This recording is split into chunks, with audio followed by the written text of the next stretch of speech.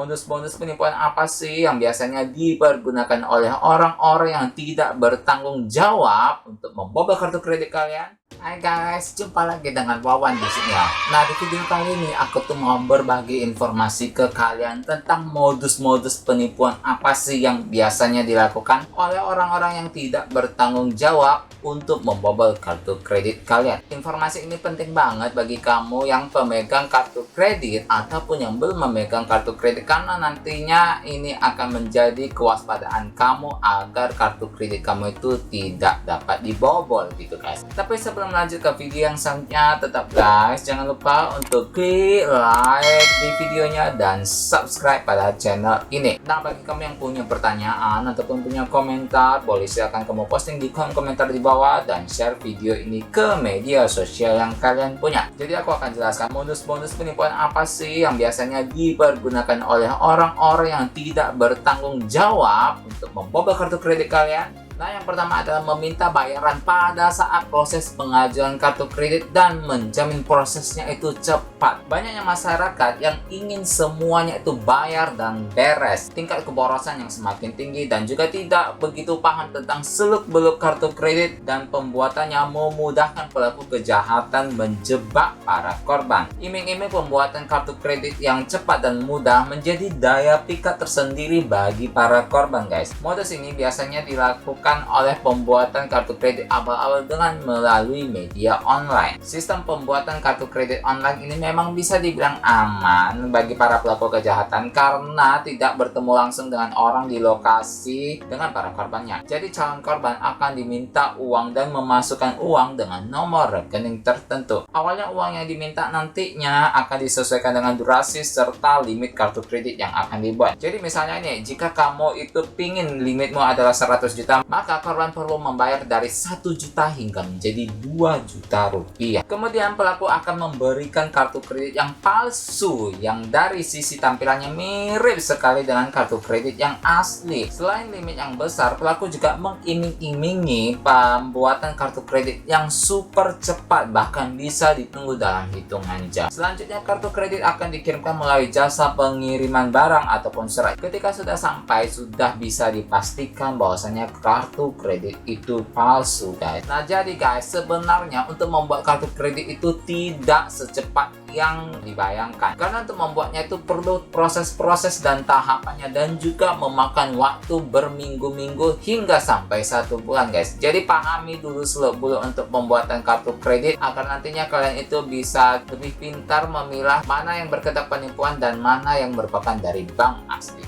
Dan yang kedua adalah memberikan kenaikan limit dengan cepat namun meminta data-data pribadi serta kode CCV. Jadi ini salah satu kejadian yang pernah aku alami pada saat pertama kali mendapatkan kartu kredit. Jadi ada pihak yang mengaku dari bank memberikan promo bahwasanya aku tuh dapat naik limit 2 kali lipat padahal aku belum menggunakannya selama setahun. Nah, perlu kalian ketahui ya guys ya, karena untuk menaikkan limit itu kalian itu perlu menunggu waktu dari 6 bulan hingga 1 tahun guys. Nah, jadi kalau misalkan pada saat kalian menerima itu dan kalian merasa belum menggunakannya dari 6 bulan hingga 1 tahun dan ada pihak-pihak yang mengatasnamakan bank dan memberikan kalian promo naik limit padahal kalian baru menggunakannya sekitar hanya 1 bulan, maka bisa dipastikan itu adalah palsu guys. Nah, karena biasanya pihak-pihak seperti itu akan meminta data-data pribadi seperti nama kalian, tempat tanggal lahir, sampai dengan kode CCV 3 angka di belakang kartu itu guys. Nah, ketika kalian sudah memberikan kode yang seperti itu, biasanya para korban pertama kali mendapatkan kartu kredit itu tidak akan curiga ketika dimintai data-data tersebut. Nah, ketika kalian sudah menyerahkan data-datanya itu, barulah pihak pelaku itu beraksi membobol kartu kredit kalian dengan menggunakannya sebagai media belanja online. Yang ketiga adalah jangan meminjamkan kartu kredit kalian ke orang lain. Karena begitu kalian meminjamkannya dan seseorang sudah mengambil foto depan dan belakang yang berisikan kode CCV 3 angka, maka kartu kredit kamu itu akan mudah dibobol guys. Jadi untuk keamanan, jangan pernah meminjamkan kartu kredit ke orang lain dengan alasan apapun. Oke guys, kali ini sampai di sini aja informasi aku kali ini tentang modus-modus penipuan daripada kartu kredit. Nah, setelah setelah mendengarkan video ini diharapkan kalian itu bisa lebih waspada ataupun wanti-wanti untuk melindungi kartu kredit kalian agar tidak mudah dibobol orang lain. Nah, pentingnya menjaga keamanannya itu ya supaya tidak merugikan diri kita sendiri tentunya. Tetap guys, jangan lupa untuk klik like di videonya dan subscribe pada channel ini. Nah, bagi kamu yang punya pertanyaan ataupun punya komentar ataupun punya celotehan dan unek-unek, boleh kamu sampaikan melalui sharing komentar di kolom komentar yang ada di bawah, dan sharing video ini ke media sosial yang kalian punya. Akhir kata, saya Wawan mau pamit dari layar kaca Anda sekalian. See you on the next my video.